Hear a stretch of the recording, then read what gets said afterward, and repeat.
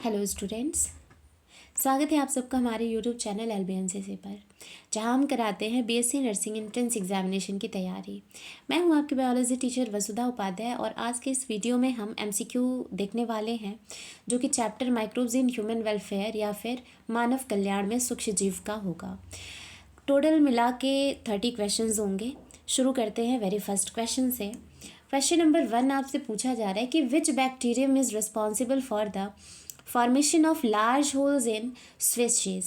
भाई जो Swiss cheese बनाया जाता है तो उसमें बड़े बड़े होल हो जाते हैं, तो वो किसकी वजह से होता है, ये आपसे बात पूछी जा रही है। तो यहाँ पे ऑप्शन ए है प्रोपियोनी बैक्टीरियम शर्मानी, ऑप्शन बी है सैक्रोमाइसिस सेरेविसी, ऑप्शन सी है लैक्टोबैसिलस एंड ऑप्शन डी है पेनिसिलियम रॉकफोर्टाई। तो यहाँ पे सही आंसर क्या हो जाएगा इसका, प्रोपियोनी बैक्टीरियम शर्मानी। यानी कि प्रोपियोनी बैक्टीरियम शर्मानी जो है इनसे क्या किया जाता है, स्विस चीज़ बनाया जाता है जिसमें कि लार्ज होल्स हो जाते हैं। बाकी जो सैक्रोमाइसिस सेरेविसी है इसकी अगर बात की जाए तो दो चीज़ें यहाँ पे बनती हैं, एक हो जाता है ब्रेड और दूसरा फर्मेंटेड बीवरेज भी इनसे बनाया जाता है। फर्मेंटेड बीवरेजेस भी यहाँ सैक्रोमाइसिस सेरेविसी से बनाए जाते हैं।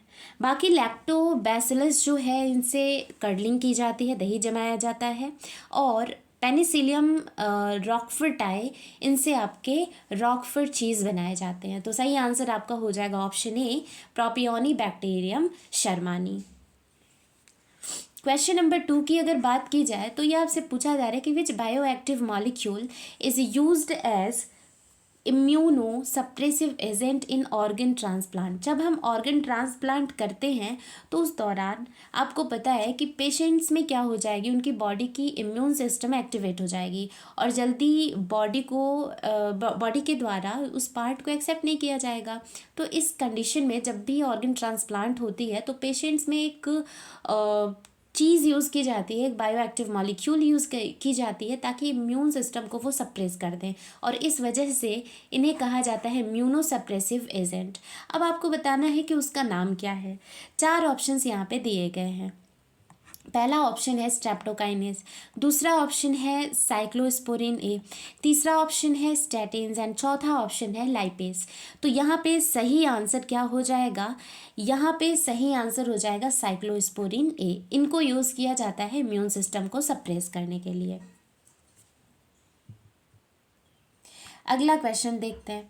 अगला क्वेश्चन आपसे पूछा जा रहा है कि the clot buster enzyme streptokinase is produced by. जो स्ट्रेप्टोकाइनेज एंजाइम है जो कि क्लॉट बस्टर के तौर पे यूज़ किया जाता है, इसको किससे बनाया जाता है। ऑप्शन ए दिया है स्पर्जिलस नाइजर, ऑप्शन बी दिया है स्ट्रेप्टोकॉकस, ऑप्शन सी है trichoderma polysporum and option D है मोनेस्कस प्यूरप्यूरियस। यहाँ पे सही आंसर आपसे पूछा जा रहा है, तो सही आंसर हो जाएगा स्ट्रेप्टोकॉकस।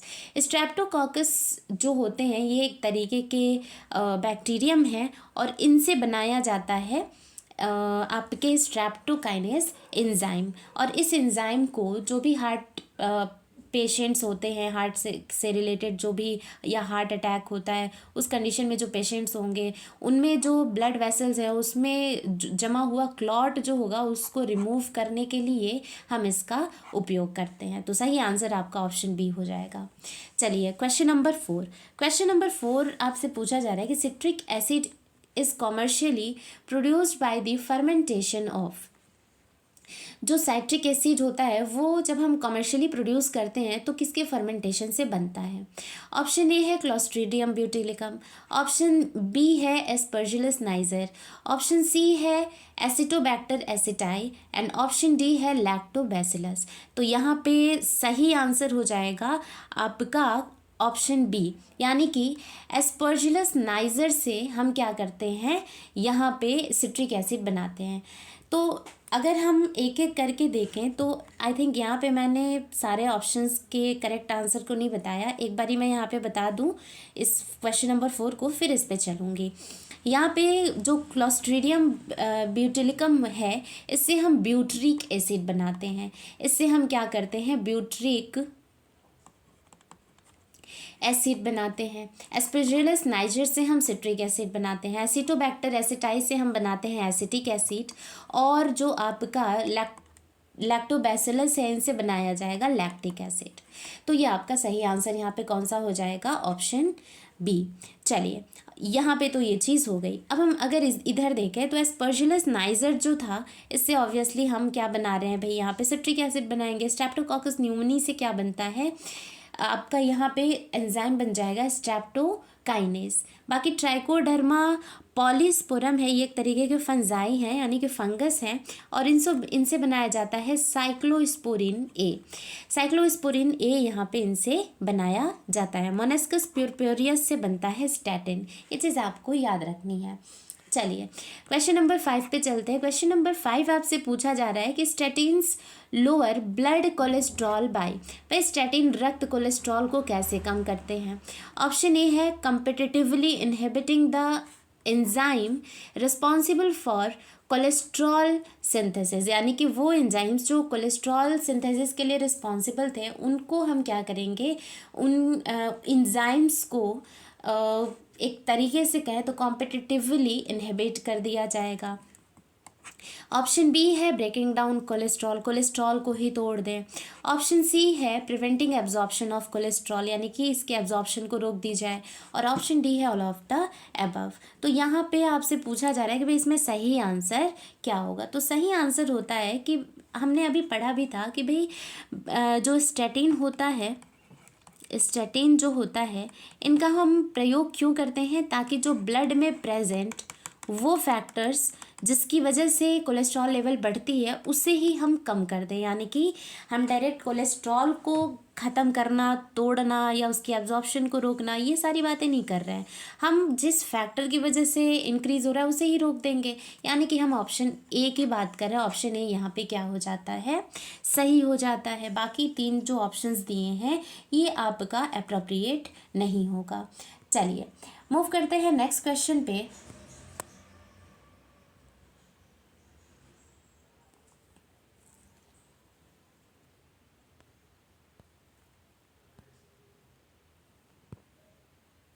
क्वेश्चन नंबर 6 आपसे पूछा जा रहा है कि toddy a traditional drink of some parts of the southern India is made by fermenting sap from. Toddy जो एक दक्षिण भारत में कुछ हिस्सों का एक पारंपरिक पेय है, किसके रस के किण्वन से बनाया जाता है? ऑप्शन ए है, just a second, option A है टी प्लांट, ऑप्शन बी है पाम, ऑप्शन सी है बैम्बू एंड ऑप्शन डी है शुगर केन। तो यहाँ पे सही आंसर पाम हो जाएगा। भाई जो तोड़ी है वो ताड़ यानी कि पाम ट्री से बनाया जाता है। स्पेशली इस पाम ट्री के सैप से फर्मेंटेशन करा करके बनाया जाता है। तो सही आंसर आपका हो जाएगा ऑप्शन बी, पाम। चलिए, मूव करते हैं नेक्स्ट क्वेश्चन पे। नेक्स्ट क्वेश्चन आपसे पूछा जा रहा है क्वेश्चन नंबर 7 कि which microbe is known as baker yeast. भाई किस सूक्ष्म जीव को बेकर सिस्ट के नाम से भी जाना जाता है? ध्यान दीजिए, इस क्वेश्चन को हमने अभी पहले भी किया था। ऑप्शन ए है सैक्रोमाइसिस सेरेविसी, ऑप्शन बी है लैक्टोबैसिलस, ऑप्शन सी है पेनिसिलियम एंड ऑप्शन डी है मिथेनोजेन। तो सही आंसर यहाँ पे हो जाएगा सैक्रोमाइसिस सेरेविसी, जिसको कि हम बेकर सिस्ट कहते हैं। अगर ध्यान दें तो यहाँ पे हम इससे ब्रेड भी बनाते हैं और बिवरेज भी बनाते हैं, फर्मेंटेड बिवरेज भी बनाते हैं। अब अगर हम यहाँ पे सैक्रोमाइसिस सेरेविसी का प्रयोग कर रहे हैं ब्रेड बनाने के लिए, तो इन्हें बेकर सिस्ट कहा जाता है। लेकिन फर्मेंटेड बिवरेज बनाने के लिए इनका प्रयोग किया जाए तो यहाँ पे हम इन्हें क्या कहेंगे? इन्हें हम बेकर सिस्ट ना कह करके और ब्रीवर्स इस्ट कहेंगे। तो ये चीज़ आपको ध्यान देनी है, यहाँ से अक्सर क्वेश्चन आपसे पूछ लिया जाता है। चलिए, मूव करते हैं नेक्स्ट क्वेश्चन पे। Question number 8। क्वेश्चन नंबर 8 आपसे पूछा जा रहा है कि bottled juice fruit juices are clearer than homemade juices because they are treated with. जो बोतल बंद फलों के रस होते हैं वो घरेलू रसों की तुलना में अधिक साफ होते हैं, क्योंकि इन्हें किससे उपचारित किया जाता है। यानी कि सीधा सीधा आपसे एक एप्लीकेशन पूछ रहा है कि भाई बॉटल्ड जो फ्रूट जूस होते हैं उसको उसकी सफाई के लिए, क्लैरिफिकेशन के लिए या क्लियरिंग के लिए किसका प्रयोग किया जाता है। तो ऑप्शन ए है लाइपेज, ऑप्शन बी है pectinase and protease, option C है स्ट्रेप्टोकाइनेज एंड ऑप्शन डी है अमाइलेज। तो यहाँ पे सही आंसर आपका ऑप्शन बी हो जाएगा, पैक्टिनेज एंड प्रोटीएज। तो जो आपके ये ऑप्शंस में दिए हुए प्रोटीएज या फिर पैक्टिनेज हैं, इनका प्रयोग करके और बॉटल्ड फ्रूट जूस को हम क्या करते हैं, साफ़ करते हैं। तो यहाँ पे सही आंसर आपका बी है और ध्यान रखना है। बाकी लाइपेज का यूज़ हम डिटर्जेंट के लिए करते हैं। डिटर्जेंट जो होगा जब बनाया जाएगा तो उस दौरान हम इनका प्रयोग करते हैं ताकि जो भी स्टेन्स हैं उसको ख़त्म किया जा सके। स्ट्रेप्टोकाइनेज का आपको पता है कि जो भी ब्लड होता है, ब्लड के क्लॉट्स बन जाते हैं, उनके बस्टर में यूज़ किया जाता है, उनको रिमूव करने के लिए यूज़ किया जाता है। और अमाइलेज जो होते हैं ये तो भाई स्टार्च को डाइजेस्ट करने के लिए प्रयोग में लिए जाते हैं। तो यहाँ पे सही आंसर आपका बी हो जाएगा। ओके, क्वेश्चन नंबर 9 आपसे पूछा जा रहा है कि the primary treatment of sewage is mainly option A biological process, option B physical process, option C chemical process या ऑप्शन डी बायोकेमिकल प्रोसेस। तो याद करो जो ट्रीटमेंट है, यानी कि ये आपसे सीधे सीधे सीवेज ट्रीटमेंट की बात की जा रही है। सीवेज ट्रीटमेंट की बात की जा रही है। अब जो सीवेज ट्रीटमेंट होता है ये दो आपके स्टेप्स में फॉलो किए जाते हैं। एक होता है प्राइमरी और दूसरा होता है सेकेंडरी। प्राइमरी की अगर बात की जाए तो इसमें क्या हो जाएगा, इसमें हम फिज़िकली सारे जो बड़े या थोड़े बहुत छोटे मोटे कचड़े होते हैं उसे हम क्या करते हैं, फ़िल्टर करेंगे, फिर उनकी सेडिमेंटेशन होती है एंड देन उनको रिमूव किया जाता है और इस तरीके से इसको हम फिज़िकल प्रोसेस बोलते हैं। बाकी जो सेकेंडरी ट्रीटमेंट होता है इसमें हम इसे बायोलॉजिकल प्रोसेस कहते हैं, क्योंकि यहाँ पे हम कुछ फंजाई और बैक्टीरियाज को यूज़ करते हैं। एनारोबिक और एरोबिक दोनों ही तरीके के बैक्टीरियाज यहाँ पे यूज़ होते हैं। तो यहाँ पे सही आंसर आपका क्या हो जाएगा, प्राइमरी पूछा है तो यहाँ पे ऑप्शन बी जो है फिजिकल प्रोसेस, ये सही ऑप्शन हो जाएगा। बाकी जो सेकेंडरी अगर पूछा होता तो यहाँ पे आपका बायोलॉजिकल प्रोसेस होता। तो अभी इस क्वेश्चन के हिसाब से सही आंसर आपका फिजिकल प्रोसेस होता है। चलिए नेक्स्ट क्वेश्चन है क्वेश्चन नंबर 10। क्वेश्चन नंबर 10 आपसे पूछा जा रहा है कि what are flocs in sewage treatment. भाई वाहित मल उपचार में जो फ्लॉक्स होते हैं उनका क्या मतलब होता है। तो यहाँ पे ऑप्शन ए है masses of bacteria associated with fungal filament, option B है masses of algae and virus, option C है solid waste settling at the bottom and option D है केमिकल प्रेसिपिटेट। यानी कि इतने सारे ऑप्शंस हैं और सही आपको ऑप्शन चूज़ करना है। तो ऑप्शन ए जो है वो आपका सही आंसर है। याद करो जब हम प्राइमरी ट्रीटमेंट करते हैं और एरेशन टैंक में जब सीवेज को डाला जाता है ट्रीटमेंट के लिए, यानी गंदे पानी को डाला जाता है, तो वहाँ पे क्या हो जाता है, उस टैंक में इस तरीके के फ्लॉक्स बनने शुरू हो जाते हैं। इस तरीके के क्या हो जाएंगे, फ्लॉक्स बनने शुरू हो जाते हैं। और इन फ्लॉक्स की बात करें तो ये आपके जाले जैसी संरचना होती है और बैक्टीरिया और फंगल फिलामेंट एक साथ प्रेजेंट होते हैं। तो यहाँ पे सही आंसर आपका ऑप्शन ए हो जाएगा। चलिए अगला क्वेश्चन है क्वेश्चन नंबर 11। क्वेश्चन नंबर 11 आपसे पूछा जा रहा है कि बीओडी रेफर्स टू, यानी कि बीओडी क्या होता है। Biochemical oxygen demand option A, option B biological oxygen demand, option C bacterial oxygen decomposition and option D bio organic decay. यानी कि यहाँ पे 4 ऑप्शन दिया है और सीधे सीधे फुल फॉर्म आपसे पूछा जा रहा है कि BOD स्टैंड्स फॉर। तो यहाँ पे सही आंसर आपको बताना है। तो जो आपका ऑप्शन ए है बायोकेमिकल ऑक्सीजन डिमांड, ये आपका क्या हो जाएगा, सही आंसर हो जाएगा। बाकी 3 जो ऑप्शंस दिए हुए हैं ये आपका गलत है। अब कहा जा रहा है कि हाई BOD इन अ वाटर बॉडी इंडिकेट्स। भाई जो मान लीजिए कि यहाँ पे कुछ पानी है, इसमें BOD जो है बहुत ही ज़्यादा है, तो इसका मतलब क्या हुआ, ये आपसे क्वेश्चन पूछा जा रहा है। ऑप्शंस हैं, option A low pollution potential, option B high pollution potential, option C water is pure and option D absence of microbes. तो सही आंसर यहाँ पे क्या हो जाएगा वो आपको बताना है। अभी उससे पहले एक और चीज़ याद रखिएगा, किसी भी पानी का अगर बीओडी आपसे बहुत ज़्यादा बताया जा रहा है यानी कि बीओडी यहाँ पे हाई है, इट मीन्स कि यहाँ पे पानी में जो घुला हुआ या प्रेजेंट जो ऑक्सीजन है उसे ज़्यादा यूज़ किया जाता है, किया जा रहा है, यानी कि बीओडी तभी ज़्यादा होगा जब वहाँ पे ऑक्सीजन ज़्यादा यूज़ किया जा रहा है। अच्छा, क्यों ऑक्सीजन ज़्यादा यूज़ किया जाएगा? क्योंकि यहाँ पे जो भी ऑर्गेनिजम्स हैं, माइक्रो ऑर्गेनिजम्स हैं, वो ऑर्गेनिक मैटर को डिकम्पोज कर रहे हैं या डिग्रेड कर रहे हैं, ठीक है, एक तरीके से कहें तो डाइजेस्ट कर रहे हैं। तो यहाँ पे इस प्रोसेस के लिए क्या चाहिए होता है, जो भी वाटर में डिज़ोल्व फॉर्म में ऑक्सीजन प्रेजेंट है उसे उसकी ज़रूरत होती है।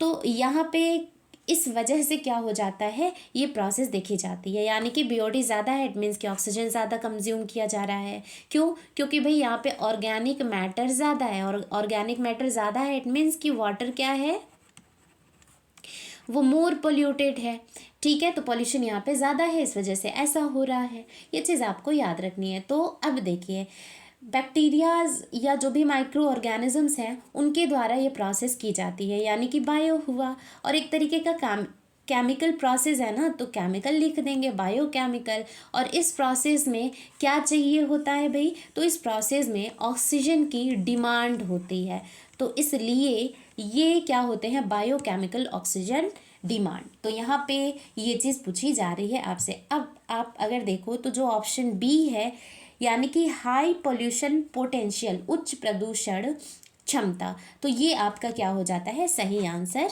हो जाता है, यानी कि जो क्वेश्चन नंबर 12 है इसका सही आंसर हो जाएगा ऑप्शन बी। मूव करते हैं नेक्स्ट क्वेश्चन पे। नेक्स्ट क्वेश्चन आपसे पूछा जा रहा है कि, पहले इधर क्वेश्चन पढ़ लेते हैं। In secondary treatment of sewage the activated sludge is digested by, यानी कि जो वाहित मल हैं उसमें जो द्वितीयक उपचार होता है, उस दौरान जो एक्टिवेटेड स्लज या फिर सक्रिय अपंक है, इसको किसके द्वारा पचाया जाता है? तो यहाँ पे ऑप्शंस दिए हुए हैं। ऑप्शन ए है एरोबिक बैक्टीरिया, ऑप्शन बी है एनारोबिक बैक्टीरिया, ऑप्शन सी है फंजाई एंड ऑप्शन डी है एल्गी। तो सही आंसर आपका क्या हो जाएगा, ऑप्शन बी एनारोबिक बैक्टीरिया।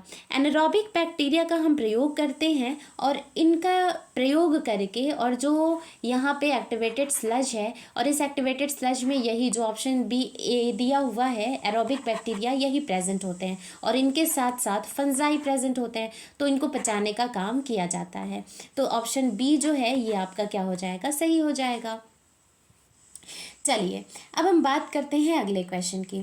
अगला क्वेश्चन आपसे पूछा जा रहा है कि the ministry of environment and forests has initiated which plan to save major rivers. Option A है Ganga action plan, option B है Yamuna action plan, option C है both A and B, and option D है Narmada action plan. यानी कि यहाँ पे जो 4 options हैं इसमें से आपसे सही आंसर पूछा जा रहा है। तो जो दोनों ही ऑप्शंस हैं, ऑप्शन ए और ऑप्शन बी, ये दोनों ही सही है, यानी कि जो ऑप्शन सी है जिसमें बताया जा रहा है कि ए बी दोनों ही सही हैं, ये आपका ऑप्शन करेक्ट ऑप्शन हो जाएगा, यानी कि क्वेश्चन नंबर 14 का करेक्ट ऑप्शन जो है वो क्या हो जाएगा, सी हो जाता है। चलिए अब हम बात करेंगे अगले क्वेश्चन की।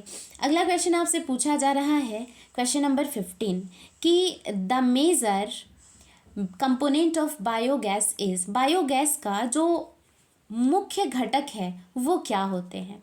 ऑप्शन ए है मीथेन, ऑप्शन बी जो है वो है CO2, ऑप्शन सी जो है ये आपका है hydrogen sulphide, and option D है अमोनिया। तो यहाँ पे करेक्ट आंसर आपका हो जाएगा मीथेन। मीथेन सबसे ज़्यादा मात्रा में पाया जाता है। अच्छा, अगर इनके कंपोजिशन की बात करें कि मीथेन कितना पाया जाता है, तो टोटल अगर हम इन सबको ले लें 100%, तो इस 100% में से जो आपके मीथेन है, इस गैस की बात की जाए तो ये 50 से लेकर के 70% तक प्रेजेंट होते हैं। तो सही आंसर आपका क्या हो जाएगा, ऑप्शन ए।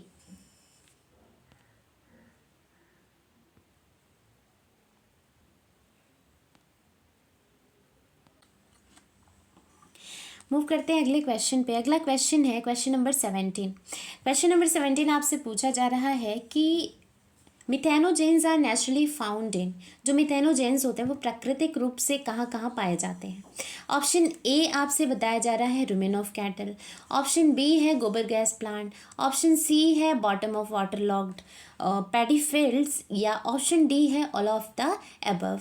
तो यहाँ पे 4 ऑप्शंस हैं। अब देखिए जो मिथेनोजेन्स होते हैं यानी कि वो बैक्टीरियम जो कि मिथेन बनाने का काम करते हैं जहाँ भी रहेंगे, तो उनकी बात की जा रही है। तो यहाँ पे ऑप्शन अगर हम देखें, क्योंकि इनकी प्रेजेंस की बात पूछी जा रही है प्राकृतिक रूप से नेचुरली, तो ये देखिए ह्यूमन में भी पाए जाते हैं कैटल्स के, ऑब्वियसली अगर गोबर गैस प्लांट है वहाँ पे भी पाए जाएंगे। ऑप्शन सी जो है यहाँ पे भी पाए जाते हैं भैया, ऑप्शन डी भी आपका हो जाएगा सही। क्यों? क्योंकि ऊपर के ये तीनों ही आंसर सही हैं, ऑप्शन सही है। यानी कि जो मिथेनोजेंस होते हैं ये आपके इन तीनों ही जगह पे पाए जाते हैं। तो ऑल ऑफ द अबव, उपरोक्त सभी जो ऑप्शंस हैं वो क्या हैं? सही है। तो यहाँ पे आपका ऑप्शन डी सही हो जाएगा। Question number 18। क्वेश्चन नंबर 18 में आपसे पूछा जा रहा है कि the technology of biogas production in India was developed mainly by, जो यहाँ पे टेक्नोलॉजी थी बायोगैस प्रोडक्शन की इंडिया में, वो सबसे पहले डेवलप किसके द्वारा किया गया था? ऑप्शन ए है IARI and KVIC, option B है ICAR and CSIR, option C है WHO and FAO, option D है IIT एंड एम्स। तो यहाँ पे सही आंसर पूछा जा रहा है जिसने बायोगैस प्रोडक्शन जो था उसको, उसके टेक्नोलॉजी को यहाँ पे डेवलप कराया था। तो यहाँ पे सही आंसर क्या हो जाएगा? सही आंसर हो जाएगा option A IARI and KVIC। Okay, move करते हैं नेक्स्ट क्वेश्चन पे। नेक्स्ट क्वेश्चन आपसे पूछा जा रहा है कि the ladybird is used to control, यानी लेडी बर्ड का उपयोग किसको नियंत्रित करने के लिए किया जाता है? ऑप्शन ए है मॉस्किटो, ऑप्शन बी है एफिड्स, ऑप्शन सी है बॉलवर्म, या ऑप्शन डी है निमेटोड्स। तो यहाँ पे जो लेडी बर्ड होती हैं इनका यूज़ किया जाता है एफिड्स को कंट्रोल करने के लिए, यानी कि ऑप्शन बी जो है ये आपका सही हो जाएगा। बात समझ आ रही होगी आपको। अगर आपको कहीं भी किसी भी ऑप्शंस में या कोई भी क्वेश्चन में दिक्कत होती है देन आप फ्रीली पूछ सकते हो, ठीक है। चलिए, तो ये बात होगी एफिड्स की। बाकी के जो मॉस्किटो हैं इसके लिए हम यूज़ करते हैं ड्रैगन फ्लाई। जो मॉस्किटो है इसके लिए हम ड्रैगन फ्लाइज का उपयोग करते हैं। वहीं जो हम बॉलवर्म की बात करें या फिर जो हम निमेटोड्स की बात करें तो ये स्पेशली इनके द्वारा नहीं कंट्रोल किए जाते। तो यहाँ पे ये चीज़ हो जाएगी। मूव करते हैं क्वेश्चन नंबर 20। क्वेश्चन नंबर 20 जो है ये यहाँ पे पूछा जा रहा है कि dragonflies are useful to get rid of. भाई जो ड्रैगन फ्लाई हैं इनका हम किसके लिए, किससे छुटकारा पाने के लिए उपयोग करते हैं? ऑप्शन ए है एफिड्स, ऑप्शन बी है मॉस्किटो, ऑप्शन सी है बटर वॉथ्स यानी कि तितलियाँ, बटरफ्लाइज भी लिख सकते हो, या ऑप्शन डी है कैटरपिलर। तो यहाँ पे सही आंसर, अभी हमने इसको किया था तो सही आंसर इसका हो जाएगा मॉस्किटोज, यानी कि ऑप्शन बी। चलिए अब हम बढ़ते हैं अगले क्वेश्चन की तरफ। Question number 21। क्वेश्चन नंबर 21 आपसे पूछा जा रहा है कि Bacillus thuringiensis BT is used to control. जो BT होता है यानी कि बैसिलस थ्यूरेंजिएंसिस हैं, इनका किस चीज़ के लिए कंट्रोल के लिए प्रयोग किया जाता है? तो ऑप्शन ए है बैक्टीरियल पैथोजन, ऑप्शन बी है बटरफ्लाई कैटरपिलर, ऑप्शन सी है fungal pathogens and option D है निमेटोड्स। तो यहाँ पे सही आंसर हो जाएगा आपका ऑप्शन बी, यानी कि बटरफ्लाई कैटरपिलर। जो तितली के कैटरपिलर्स होते हैं उनके लिए इनका प्रयोग किया जाता है। होता क्या है कि मार्केट में अगर आप देखो तो पैकेट में पैक्ड फॉर्म में पाउचेज़ में या तो कह सकते हो कि इनके स्पोर्स आते हैं, इनके क्या आते हैं, स्पोर्स आते हैं ड्राइड फॉर्म में, सूखे हुए फॉर्म में स्पोर्स आते हैं। जब भी हम खेती करते हैं तो उस दौरान हम क्या करेंगे, इन स्पोर्स को लेंगे और इनको पानी में मिला करके और उस पानी का छिड़काव कर देते हैं हम अपने फसलों पर। अब उससे क्या हो जाएगा कि ये कैटरपिलर जब फीडिंग करते हैं प्लांट्स पे, उसी दौरान अगर इस स्पोर्स को ये खा जाते हैं तो इनके बॉडी में क्या हो जाएगा, वो जाकर के एक्टिवेट हो जाता है, टॉक्सिन उसकी एक्टिवेट हो जाती है और यहाँ पे क्या हो जाएगा, इनकी बॉडी में सबसे पहले गट में प्रेजेंट है तो गट में पोर्स होती है, फिर पूरी बॉडी में पोर्स हो जाएगी, धीरे धीरे खाना बंद कर देते हैं एंड एट लास्ट इनकी डेथ हो जाती है। और इस तरीके से क्या हो जाएगा, इस तरीके से हम अपने फसलों को बचा लेते हैं। यानी कि यहाँ पे आपका जो ऑप्शन बी है वो सही हो जाएगा। अब आपसे पूछा जा रहा है कि which fungus is a common bio control agent for plant disease, यानी कि पौधों के रोग के लिए एक सामान्य जैव नियंत्रण कारक कौन सा कवक होता है। यहाँ पे कुछ ऑप्शंस दिए गए हैं। Option A trichoderma, option B penicillium, option C aspergillus niger and option D rhizopus. तो यहाँ पे अगर हम देखें तो ट्राइकोडर्मा क्या हो जाते हैं, एक फ्री लिविंग फंगस है जो कि रूट इकोसिस्टम में रहेगा प्लांट के, और वहाँ पे हम देखते हैं कि रूट पैथोजन से ये बचाने का काम करते हैं, कोई डिजीज़ ना हो जाए रूट से रिलेटेड, उससे बचाने का काम करते हैं ये पौधों को। इसके अलावा पेनिसिलियम जो होता है ये आपके क्या हो जाते हैं, एंटीबायोटिक के सोर्स होते हैं। और एस्परजिलस नाइजर आपने अभी पढ़ा था, तो सिट्रिक एसिड इससे बनाया जाता है। और साथ ही साथ जो आपके ऑप्शन डी है राइजोपस, ये ब्रेड मोल्ड्स होते हैं। तो यहाँ पे सही आंसर क्या हो जाएगा, सही आंसर हो जाएगा ट्राइकोडर्मा, यानी कि ऑप्शन ए। ऑप्शन ए जो है यहाँ पे सही आंसर हो सकता है। तो यहाँ पे आपका ऑप्शन ए जो है वो 22 का सही हो जाएगा। मूव करते हैं नेक्स्ट क्वेश्चन पे। Question number 23।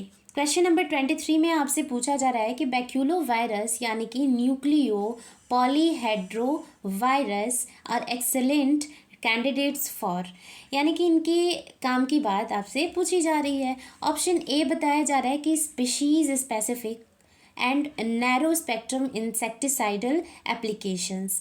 ऑप्शन बी है broad spectrum insecticidal applications.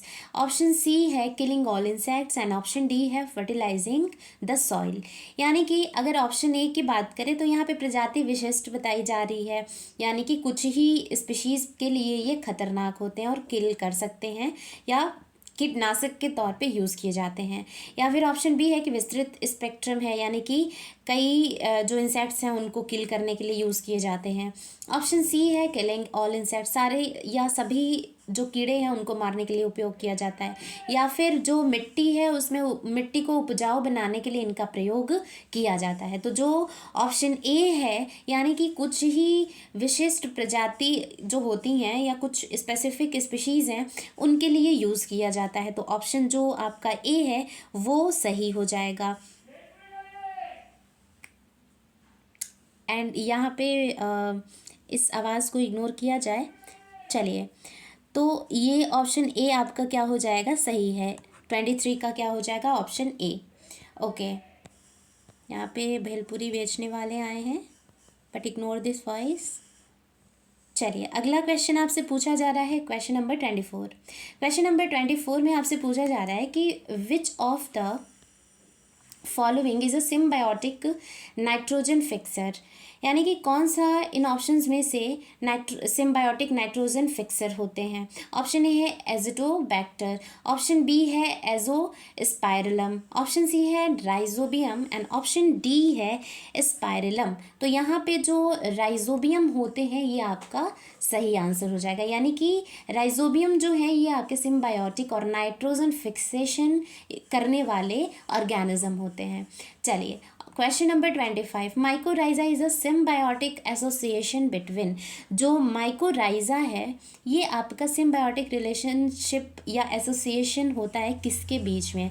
Option A है bacteria and plant, option B है fungi and roots of higher plants, option C है algae and fungi and option D है virus and bacteria. तो यहाँ पे आपसे सही आंसर पूछा जा रहा है। तो जो आपका सही आंसर होगा, सही ऑप्शन होगा, वो हो जाएगा fungi and roots of higher plants. Mycorrhiza जो होता है ये सिम्बायोटिक एसोसिएशन होता है between fungi and roots of higher plants. बाकी जो दूसरे ऑप्शंस हैं ये आपके क्या हो जाएंगे, सही आंसर नहीं है। क्वेश्चन नंबर 26, क्वेश्चन नंबर 26 की अगर हम बात करें तो which genus of fungus mainly forms mycorrhiza. तो यहाँ पे ऑप्शन दिया है, option A Glomus, option B Aspergillus, option C Trichoderma and option D Penicillium. तो यहाँ पे जो ऑप्शन ए है ग्लोमस, ये आपका क्या हो जाएगा, सही आंसर हो जाएगा। मूव करते हैं नेक्स्ट क्वेश्चन पे। क्वेश्चन नंबर नेक्स्ट है, cyanobacteria serves as important biofertiliser in which crop field. Option A wheat यानी गेहूँ, ऑप्शन बी पैडी यानी जिसे हम राइस नॉर्मली समझने के लिए कह सकते हैं यानी कि धान की खेती में, ऑप्शन सी मेज़ यानी मक्का एंड ऑप्शन डी है शुगर केन यानी कि गन्ने की खेती में। तो यहाँ पे जब हम पैडी क्रॉप की कल्टीवेशन करते हैं यानी कि धान की खेती करते हैं उस दौरान हम साइनोबैक्टीरिया को यूज़ करते हैं। तो सही आंसर यहाँ पे आपका क्या हो जाएगा, ऑप्शन बी यानी कि ऑप्शन बी आपका सही आंसर होता है। तो जो साइनोबैक्टीरिया है जिसको कि हम ब्लू ग्रीन एल्गी के नाम से भी जानते हैं, इसके कई सारे एग्जांपल्स हो सकते हैं, एनाबिना नॉस्टिक, ऑसिलेटोरिया, ये भी क्या हो सकते हैं आपके 3 ऑप्शंस हो सकते हैं। तो इनका हम प्रयोग करते हैं ताकि यहाँ पे नाइट्रोजन फिक्सेशन भी हो और बायो फर्टिलाइज़र के तौर पे इनका उपयोग भी किया जा सके। तो ये क्या हो जाएगा, सही आंसर आपका हो जाएगा ऑप्शन बी। क्वेश्चन नंबर 28 है, which of the following is not a bio fertiliser. इनमें से कौन सा बायो फर्टिलाइज़र नहीं है। ऑप्शन ए है राइजोबियम, ऑप्शन बी है माइकोराइजा, ऑप्शन सी है एग्रोबैक्टीरियम एंड ऑप्शन डी है एनाबेना। तो ये राइजोबियम जो है इनका भी हम प्रयोग करते हैं भाई, माइकोराइजा का भी प्रयोग किया जाता है, एनाबेना जो कि साइनोबैक्टीरिया का एक एग्जाम्पल है, इनको भी प्रयोग किया जाता है। लेकिन जो ऑप्शन सी है ये आपका नहीं होता, यानी कि सही आंसर हो जाएगा ऑप्शन सी एग्रोबैक्टीरियम। चलिए मूव करते हैं नेक्स्ट क्वेश्चन पे। The main source of bio fertilizers are, जो मेन सोर्स होते हैं बायो फर्टिलाइजर के वो हो जाएंगे option A bacteria, option B cyanobacteria, option C fungi and option D all of the above, यानी कि यहाँ पे उपरोक्त सभी हो जाएंगे। तो जो अगर इस टॉपिक को याद करो, बैक्टीरिया का भी हम यूज़ करते हैं बायो फर्टिलाइज़र के तौर पे, साइनोबैक्टीरिया और फंजाई का भी यूज़ किया जाता है, यानी कि ऑप्शन डी जो है ये आपका क्या हो जाएगा, सही आंसर हो जाएगा। नाउ